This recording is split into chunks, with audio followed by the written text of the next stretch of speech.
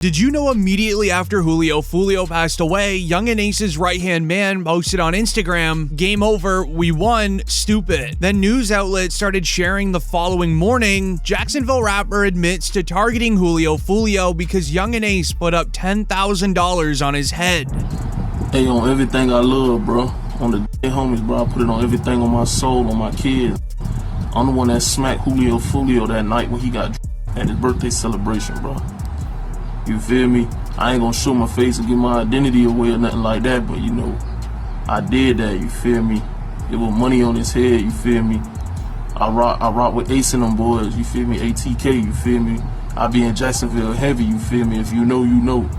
But yeah, you feel me? I did that, you feel me? I handled that, cause, you know, Ace had that money on his head, you know, Ace had them put that 10K up. Told me to slide, told me to cause you know he got tired of that nigga running his mouth playing all the time, you feel me? So what had to be done, you feel what I'm saying? So I just handled it, you feel me? It was what it is, bro. As the feds would label Young and Ace as the front man of the crime, Jacksonville Sheriff TK Waters even sent a PSA to Young and Ace and his crew. So Young and Ace has long been known in Jacksonville. We are consistently monitoring those groups. We have people that are always watching them. I won't speak to the chief's investigation. That's up to TPD. We don't have an investigation on him right now, but he can't move around in Jacksonville without us knowing about it. And that's for the betterment of our community. As the feds just finally released the Julio Foolio passing case files, and it's very disturbing as it details the truth behind the rival street gangs that all these rappers are involved in. The case file begins saying that Julio Foolio was born June 21st, 1998. He was involved in an ambushing by rival street members on Sunday morning in Tampa. What was supposed to be a celebration weekend for his birthday ended up turning into the worst thing imaginable due to social media. Foolio and his crew began renting an Airbnb for the weekend. Once arriving to the B&B, Foolio would post on his Instagram story. Hey, the pool party start today at 5, 6 o'clock. If you already got the address, pull up, man. You got the address, pull up. If you need the address, DM me right now. The pool party start at 5, 6 o'clock. DM me for the address or DM Foolio booking ESPN. I'm gonna put it right here. We just got here, bruh. You got to add it. You got to add it, man. Push up. We just got to this bit. Tampa, Florida, man. You already got to add it to the pool party. Push up at 5:30, man. Push up at 5:30, man. We finna get everything right. Push up at 5:30, 6 o'clock, man.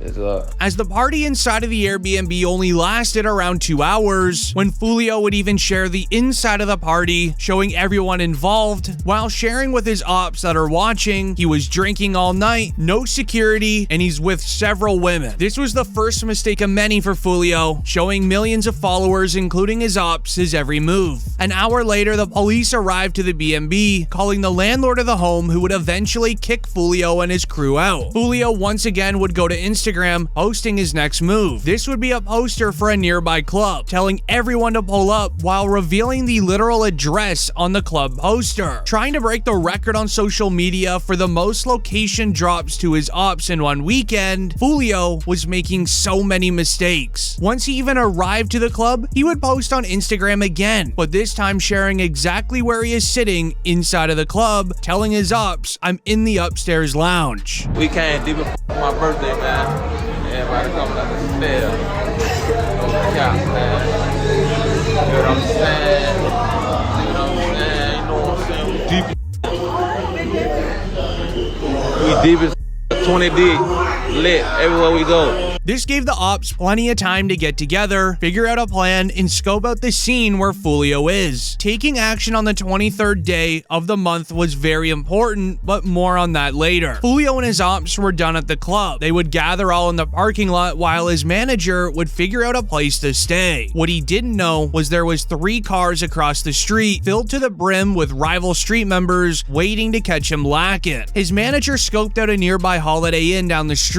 Foolio and his crew would begin went heading down, but what they didn't know was 100 meters behind them was the ops. When arriving to the Holiday Inn, sources say everything was silent. Julio's manager was inside booking the rooms, then out of nowhere, several cars filled to the brim with gang members all targeted Julio's crew with firearms. Meanwhile, there was a selected few's main job who hopped out of nearby bushes was to go and locate Julio Foolio and deal with him right then and there. The Fed's investigation lasted a year, but what they found was very scary, labeling it a clear retaliation against Foolio, especially with it being on the 23rd day of the month. Foolio dropped his hit track titled When I See You, making fun of Young and Ace for losing his brothers, where in the lyrics Foolio rapped, "Went out to eat on his birthday, 4 hit, 3 passed in the worst way. He kept dissing on me, and now we hit in 23. Now in the present day, those same ops on Foolio's birthday hit a total of 4 people on the 23rd day, just similar to Foolio's diss against them." As Young and Ace would then rap in his newest song, 4 in the car, 1 them gone, 3 got hit, recreating Foolio's lyrics against him but changing the order. With the lyrics containing self-snitching, however, it gave the feds a lead that Young and Ace quickly sniffed out. When Young and Ace knew the feds were breathing down his neck, he would then go and close his gang ATK. He would tweet, "Ain't no such thing as ATK no more. That stuff is gone and over with." I say no more ATK, it ain't no more. What you talking about? Niggas don't do shit. Niggas don't do shit. Niggas tripping. Everybody always got shit to say. These niggas. When the time for the Lord to be paid, where the niggas be at? Got all this shit to say. Where the niggas be at though? What niggas be need to get buried? When the time to spend that money, where the to be? Always got shit to say, but don't be on shit, man. They don't get no feet wet or nothing, man. Niggas be talking, man. What's wrong with these, man? Talking about don't talk like me. Don't get them, man. When I say no more ATK, ain't no more. As this entire situation was clear as day, fans even commented, "LOL, he's watching that Lil Baby interview," with another sharing that Rico's coming, as Lil Baby did the same thing, closing 4PF as he even knew the feds were breathing down his neck. Even DJ Academics had told him in the past that he is next. Wack 100 recently spoke about you and he says, "You're next." Why would you say that, bro? Why would you wish that for me? I don't know if he was wishing that. I think he's just thinking about, like, you know, in terms of, you know, people want to get the target, like the high profile target, and if Foolio is out the way, now they're like, well, the only way to make another thing is you. Why wish that on me, bro? Man, bro, I've been living my whole life. I'm letting you get up on. I'm not letting nobody get up on me, so I don't. With his passing now, right? Does it mean that this whole situation is over? There's never no situation. As Young and Ace has been tried many times by his ops, however, he's now being targeted by the police. This was even confirmed by Young and Ace himself. He would call out the police for canceling all of his concerts, trying to limit his business and income. Jacksonville police and I don't know how they be doing this, but they always call around and cancel my shows. What's up with y'all? What's going on? Why y'all want to cancel my show? I don't even live there in Jacksonville. Why y'all want to cancel my show? Why y'all trying to f*** my money? Yeah, man, y'all trying to f*** my life. Cause y'all worry about what I got going on. I ain't f***ing with y'all.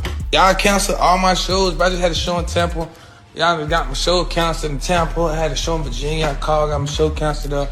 I had a show in Gainesville. Y'all canceled my show in Gainesville before. Daytona. You feel me? Like, what's really going on? However, deeper down the federal investigation file, it got very scary as they would end up detailing the main reason they targeted Foolio. This would be the passing of Young and Ace's best friend, ATK Mitch. ATK was creating a 2-year setup on Foolio, as 1 month before the passing of Foolio, he would end up sharing in an interview that both groups agreed to stop going against each other and trying to limit the crime rate in Jacksonville. No record. Y'all probably didn't know this. Even though I said what I said, bro, me and J.I. Breeze supposed to be doing the Stop the Violence song. We probably gonna get that shit in motion. So I want to just get that shit out of the way for the kids, for the youth and stuff. And yeah, we gotta make this look better, man. You and J. Breezy have a Stop the Violence record coming. Yeah, that shit, it's talked about. I DM'd him about it.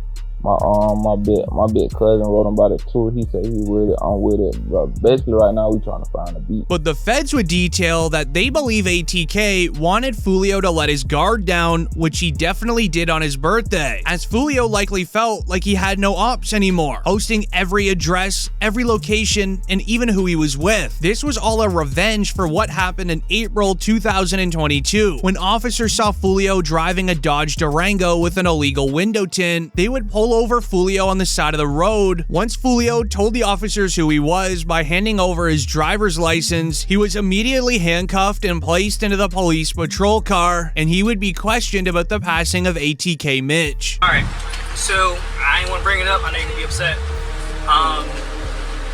Mitch, there's some text I want to talk to you real quick about what happened to Mitch. How long is that gonna take? Not that long, depends on you. They just gonna ask what you know about what happened. Once he was taken into the car, Foolio knew that he would be questioned, and he was then quickly taken in to be interrogated at the station. I used to come to my mama's house. I used to stay on the corner. He would come over there, show his, you know what I'm saying, support. What type of work do you do? What type I'm an artist. You're an artist. Okay. As far as Mitch go, what are you hearing? Nah, really, I was in Miami when I heard the news. You know what I'm saying? I was down making music, and I saw posting on Instagram, Mitch. Everybody, the whole Jacksonville, Mitch. The detectives started looking at who Foolio was to ATK Mitch and how they would have known each other, while also asking Foolio where he was at the time of ATK Mitch's passing. All right, the reason why I'm here, I am lead on your friend's case. Ooh. You have a friend that recently got killed? A lot of friends that Recently? Mitch? Oh, yeah. So I'm lead on that. I don't know how close you guys were. Can you kind of give me just rundown on y'all relationship when y'all met? How long y'all been partners or whatever? The detectives, though, had nothing on Foolio, but they knew that he was involved due to his music, as the lyrics in his songs described ATK Mitch's passing, so they just tried fishing for any information they can get from him. But Foolio continued to tell the detectives that he didn't know anything. Guys, if you may know or hear something, that'd be helpful as well. Because if you know his mom, you can sit up there and call his mom, then I'm pretty sure you would want her to have some answers as well. Oh, my little brother, I don't know who did. I don't know. I ain't here. That's what I'm saying. You will never know. You know what I'm saying? I don't know. No, I just heard it. They say little brother got. I was like, you know what I'm saying? I'm in Miami at the time though. You ain't tired of that, man? Yeah. But I'm known to this. As while Foolio was shutting down his involvement, they would ask Foolio why his music is related to so much crime in the Jacksonville area. He's literally describing how crimes go down in his lyrics. As the detectives, they're just getting frustrated as they know he knows exactly what happened to Mitch. If you think that your music or your ways or the way you conduct yourself through your music had anything to do with him? Nah, because even before I was rapping, it was... You get what I'm saying? Like, you can't just say it's my music, that's why somebody, you get what I'm saying? Okay, do you think it influenced someone or triggered someone, like the way y'all going back and forth with this? Do you feel that way? No.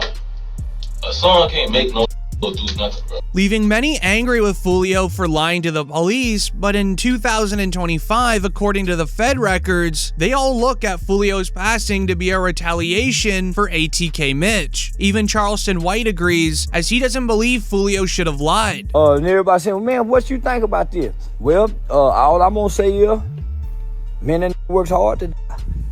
Did he earn this here? And goddamn it, should nobody be sad? Way that lived and talked gangster, should nobody be sad what did happen to Julio Foolio? One thing we know about it, he didn't go to heaven.